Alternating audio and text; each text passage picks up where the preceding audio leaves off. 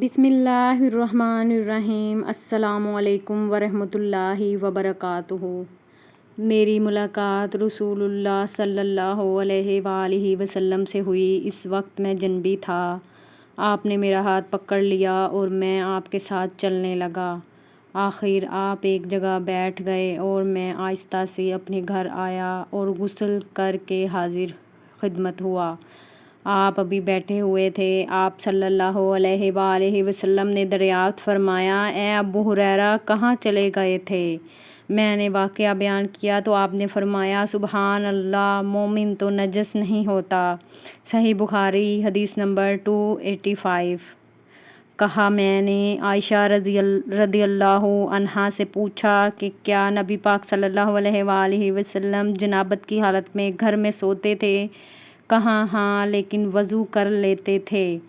صحیح بخاری حدیث نمبر 286۔ عمر بن خطاب رضی اللہ عنہ نے رسول اللہ صلی اللہ علیہ وآلہ وسلم سے پوچھا کہ کیا ہم میں سے کوئی جنابت کی حالت میں سو سکتا ہے؟ فرمایا، ہاں، وضو کر کے جنابت کی حالت میں بھی سو سکتے ہو۔ صحیح بخاری حدیث نمبر 287۔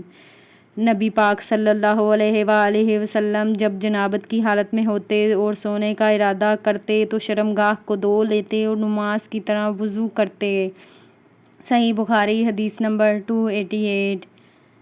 کیا ہم جنابت کی حالت میں سو سکتے ہیں؟ آپ نے فرمایا، ہاں، لیکن وضو کر کے۔ صحیح بخاری حدیث نمبر 289۔ حضرت عمر رضی اللہ عنہ نے رسول اللہ صلی اللہ علیہ وآلہ وسلم سے عرض کی کہ رات میں انہیں غسل کی ضرورت ہو جایا کرتی ہے تو رسول اللہ صلی اللہ علیہ وآلہ وسلم نے فرمایا کہ وضو کر لیا کر اور شرمگاہ کو دھو کر سو جا۔